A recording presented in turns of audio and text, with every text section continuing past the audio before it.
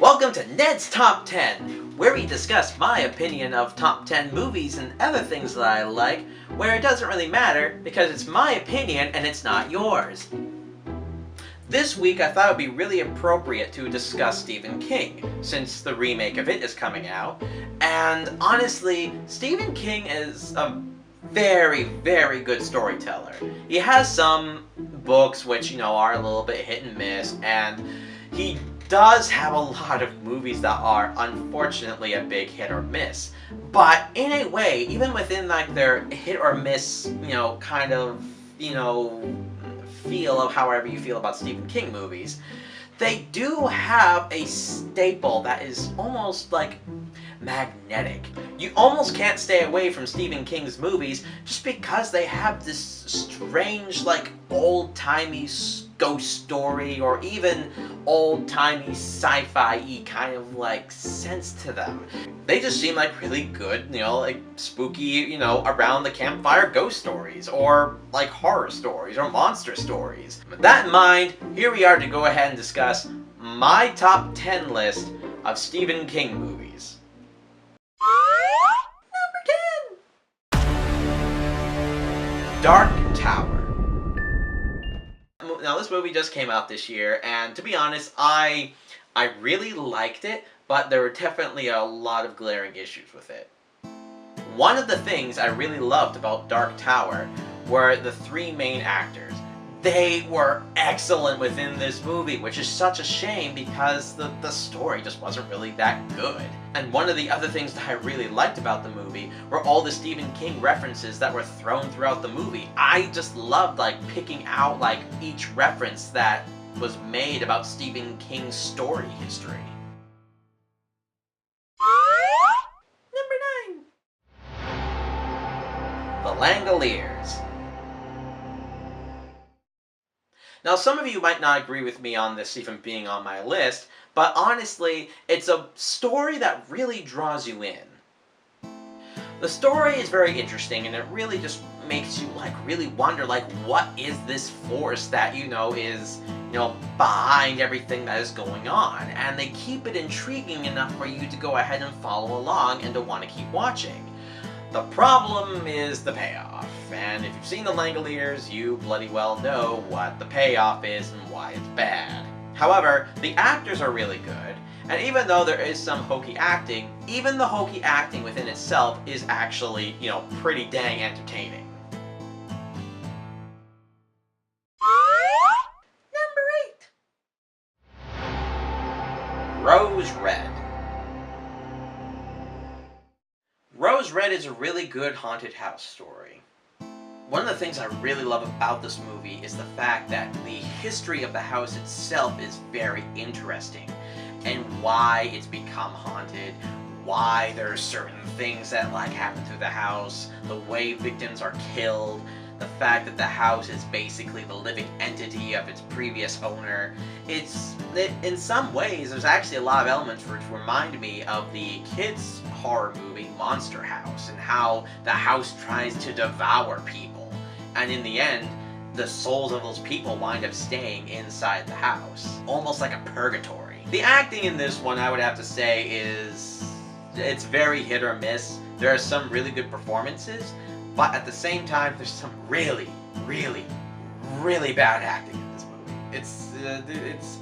It's not the best, but it's still a very enjoyable ghost story. Number 7. The Shining.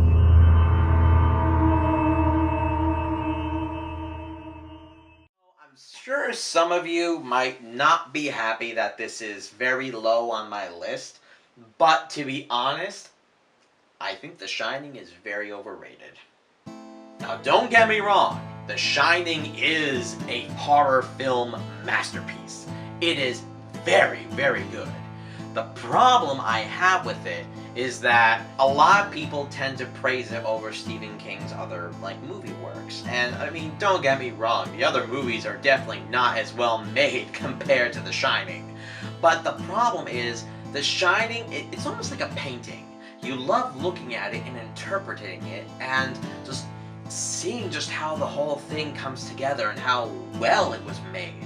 It's really beautiful in a horrific way to watch. The biggest issue, which is also the best thing of the movie, is Jack Nicholson. The problem with Jack Nicholson playing the main role is it's Jack Nicholson. All you have to do is just take one good look at him and know that he's creepy. That in mind, he does an amazing job at the really creepy, disturbing parts, and it's really, really good. But the problem I have with it is the fact that Jack Nicholson himself, you can't really identify with where he's coming from because of the fact he's freaking creepy. He's just not a really good identifiable character, and you can't really look at him and feel sorry for the fact that he's basically falling into madness. Number 6. Creepshow. One of the reasons why I really love Creepshow is because of the fact it's a string of ghost stories, or monster stories, or just, horror stories, or whatever. Whenever I watch this movie, I feel like I'm sitting around a campfire listening to people tell spooky stories. And that's one of the points of it. And I really like it for that reason. The stories are scary, the actors do a really good job at playing their roles, the special effects in this movie are really, really good.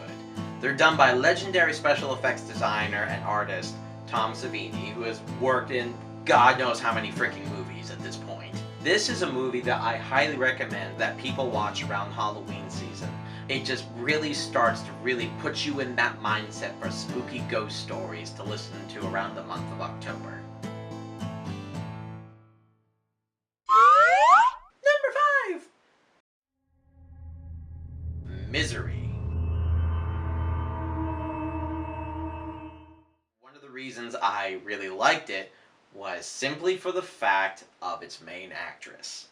Kathy Bates nails it as the lead actress, Annie Wilkes, where she is just an unhinged psychopath who is just obsessed with this writer. Just imagine having an over-obsessed fan who just loves your work, that finally comes across you, literally will not let you go, keeps her in her house, breaks your legs, and forces you to rewrite a story simply because you're tired of writing a story. It's just a very good movie where you're constantly on the edge of your seat.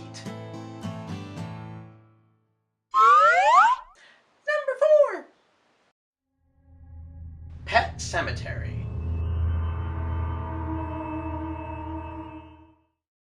Pet Sematary, although it's definitely a very spooky story, it's a very heart-wrenching one. I think that's one of the really great appealing things about it. The story of a man who absolutely loves and adores his family winds up losing his son to a car accident. It's very, very emotional. And that the fact that the father will do anything to bring his son back, including putting him inside of the pet cemetery for him to come back to life, it's really, really sad. And Dale Midkiff, who plays the main character, just does a really good job at really portraying that emotion. And the little boy, he's freaking creepy! He does a fantastic job at being really, really creepy, and he's just like a little tiny kid actor. He, really, really, really young. He's so good at what he does. I was honestly very impressed with how creepy he was. It's a really good spooky story that has a good moral lesson to it. Number 3. 1408. Once again, kind of in line with Pet Sematary, this one is a really good ghost story that has a really good moral to it and is very emotional. John Cusack does a great job at playing the very skeptical ghost hunter who, basically goes around debunking ghost stories. He's really good at what he does, and his skeptical nature, even when he's finally inside the haunted room, it's really honestly kind of funny to see how he reacts to everything. But at the same time, you know what's coming. One of the reasons why it's a little bit emotional is because, once again, similar to Pet Sematary, the main actor is dealing with the death of a loved one, his daughter. And you feel really bad for him. The fact that he's trying to get over the death of his daughter, and while he's in this haunted room, it's actually torturing him and showing him his daughter again, having him hold her, and just it's really emotional and honestly a very good story. And once again, it has a really good moral lesson to it. Number 2. Bag of Bones. Bag of Bones is a good story simply because it's one of those movies where you don't really know what's happening. Now when I say that, I don't mean you don't know what's happening within the story.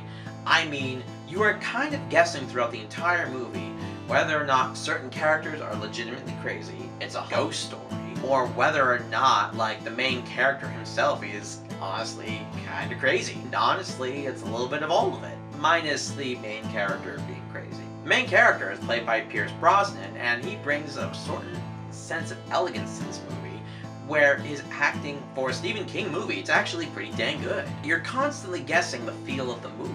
It really just leaves you guessing until finally the end comes around and it kind of surprises you in some ways. Number 1. It. Now, I still have to see the new It movie before it comes out, and whether or not I think it's better than this one or not. But I really like It. The child actors in this movie are very good at portraying their fear and their paranoia throughout the entire story. And of course, Tim Curry is always a riot to watch as the clown Pennywise, but he's also, honestly, pretty dang creepy and terrifying in many ways. It's a really good spooky story, and honestly, it's, like I said, it's my favorite out of all the Stephen King movies that I've watched so far. That's it for my top 10 list. I'll see you guys later. God bless, and stay spooky.